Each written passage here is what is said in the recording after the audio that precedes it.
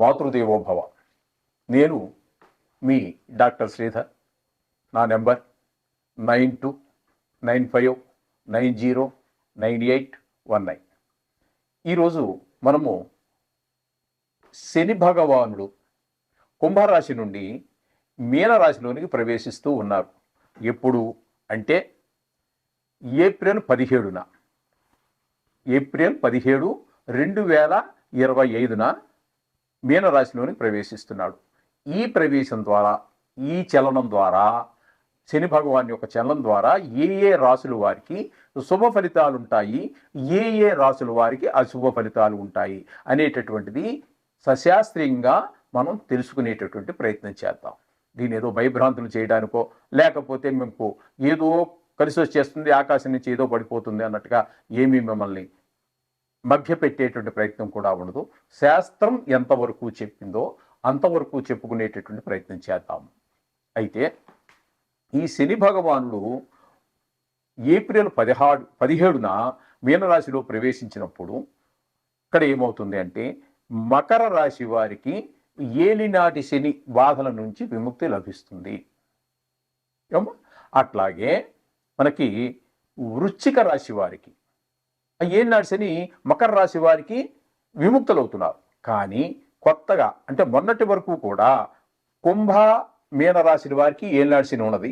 ఇప్పుడు ఈ మకరం నుంచి విముక్తి అయ్యాడు, మకర రాశి వారు విముక్తులయ్యారు. కానీ కొత్తగా ఇప్పుడు మేషరాశి వారు కూడా ఏలినాటి శనిలో ప్రారంభం అవుతున్నది వారికి ఏలినాటి శని. కాబట్టి ఇప్పుడు ఏప్రిల్ 17 నుండి మనకి కుంభ, మీన, మేష ఈ 3 రాశుల వారికి కూడా ఏలినాటి శని ప్రారంభమైంది, నడుస్తున్నట్టు లెక్క. ఇకపోతే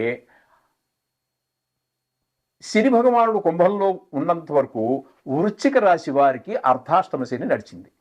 ఇప్పుడు ఏప్రిల్ 17 నుండి ఈ వృశ్చిక రాశి వారు శని భగవాను యొక్క అర్ధాష్టమ శని నుండి విముక్తులవుతున్నారు. ఏమండి?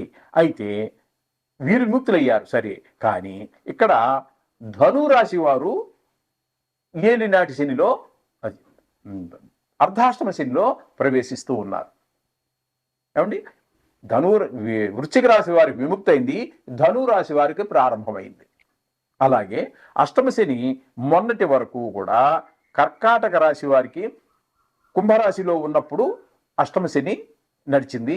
ఇప్పుడు ఏప్రిల్ 17 నుండి వారు విముక్తులవుతున్నారు కర్కాటక రాశి వారు. కానీ అదే అట్ ది సేమ్ టైం అదే సమయంలో సింహరాశి వారు అష్టమ శనిలో ప్రారంభమవుతున్నది వాళ్ళకి.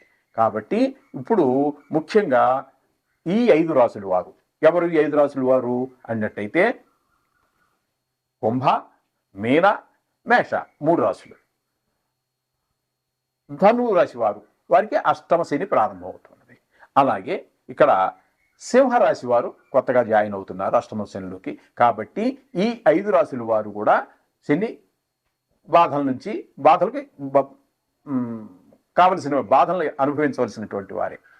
అర్థమైంది కదండి? 5 రాశులు ముఖ్యంగా కూడా శని యొక్క సంచారము ఈ 5 రాశుల వారిని అంటే ఇప్పుడు ఈ రాశులనే కాదండి, ఎప్పుడు కూడా ఈ మొత్తం ఆయన ఒక సంచారం ఎప్పుడు కూడా 5 రాశులలో బాగా పీడిస్తాడు, బాగా బాధలు పెడతాడు అని చెప్పేసి మనకి శాస్త్రం చెప్తోంది. అంటే అర్ధాష్టమ శని 1, అలాగే అష్టమ శని 2 రాశులు, 1 రాశి, అది 1 + 1 2 రాశులు అయినాయి. అలాగే 7.5 అదే ఏలినాటి శని 3 రాశులు. అంటే ఆ రాశికి వెనుకనున్న రాశి, ఆ రాశి ప్లస్ దాని ముందు రాశి 3 రాశులు. ఈ 5 రాశుల్లో బాగా ఆయన శని యొక్క బాధలు పడవలసి ఉంటుంది అని చెప్పి మనకు శాస్త్రం చెప్తోంది. ఇకపోతే ఆయన ఎవరికి మంచి చేస్తాడు, ఏ విధంగా ఆయన మంచి చేస్తాడు, ఎవరెవరికి చేస్తాడు అన్నట్టయితే ఏ రాశి అయితే ఉన్నదో ఆ రాశి వాళ్ళకి తృతీయ స్థానంలో ఉన్నటువంటి వారికి శని భగవానుడు అత్యంత శుభప్రదమైనటువంటి ఫలితాన్ని ఇస్తాడు.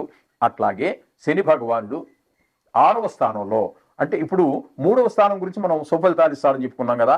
ఆ 3వ స్థానం ఏ స్థానం వారికి అన్నట్టయితే మకర రాశి వారికి 3వ స్థానంలో 17 నుంచి వెళ్తున్నాడు కాబట్టి మకర రాశి వారికి మొన్నటి వరకు ఏళ్లాడిసిన ప్రారంభం చేసినప్పటికీ ఇప్పుడు వారు ఈ 3వ స్థానంలో వారు ఇచ్చేటువంటి సుఫలితాన్ని 2.5 సంవత్సరాల పాటు వారు అనుభవిస్తారు. అలాగే 6వ స్థానంలో వారికి కూడా చాలా శుభప్రదమైనటువంటి ఫలితాలు ఇస్తాడు. ఆ 6వ స్థానం ఎవరిది అన్నట్టయితే తులారాశి వారికి, అది తులారాశి వారికి శని భగవానుడు మీనరాశి 6వ స్థానం అవుతోంది. కాబట్టి ఈ 6వ స్థానంలో ఈ తులారాశి వారికి అత్యంత శుభప్రదమైనటువంటి ఫలితాలన్నీ కూడా తులారాశి వారికి ఇస్తాడు. అట్లాగే ఇకపోతే 11వ స్థానంలో వారికి ఎవరు 11వ స్థానానికి అవుతారు అన్నట్టయితే ఇక్కడ మనం చెప్పుకోవాల్సి వస్తే ఇక్కడ మనకి వృషభ రాశిని మనం పరిగణలో తీసుకోవాలి.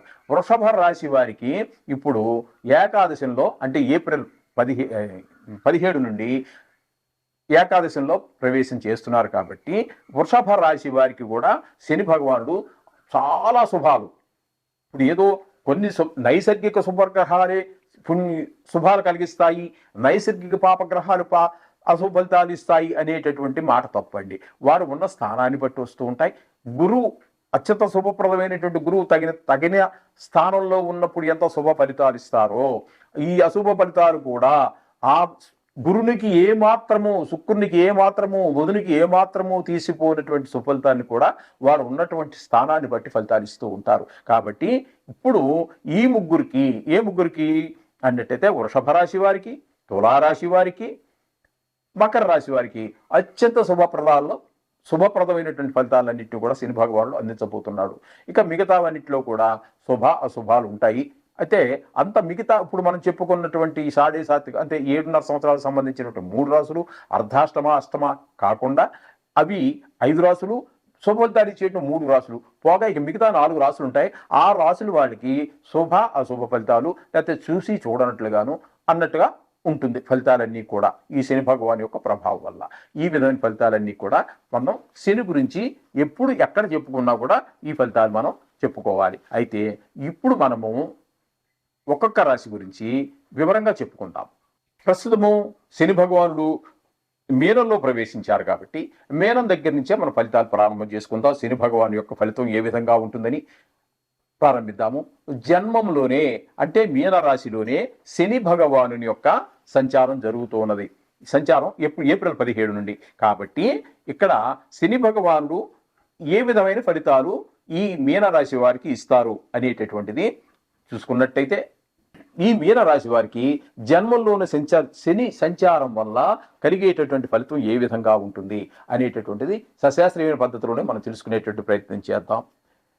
తేజోహాని మతి భ్రంశః మనః పీడా భయం తథా రోగార్తి బంధువైరంచ వ్యసనం జన్మగే శనౌ అని చెప్పి శాస్త్రం చెప్తోందండి. జన్మగే శనౌ అంటే జన్మంలోనే శని. ఇప్పుడు జన్మం అంటే ఏదవుతుందండి? మీనంలో ప్రవేశించాడు కాబట్టి మీనరాశే జన్మం అవుతుంది. ఈ మీనరాశి వారికి జన్మంలో ప్రవేశించినందువల్ల ఏంటంటే అపకీర్తి, ఇప్పుడు మనం చెప్పుకున్నాం కానీ శాస్త్రం ప్రకారంగానే అపకీర్తి, చంచల బుద్ధి, మనఃపీడ అంటే అదేనండి, మనోవిచారం భయము, తథా అలాగే రోగం, బంధు విరోధం, బంధువైరం అంటే బంధువులతోటి విరోధం, దుఃఖము, వ్యసనాలు ఇలాంటివన్నీ కూడా కలిగేటటువంటి అవకాశం ఈ మీనరాశి వారికి ఉన్నది అని చెప్పి శాస్త్రం చెప్తోందండి. ఇకపోతే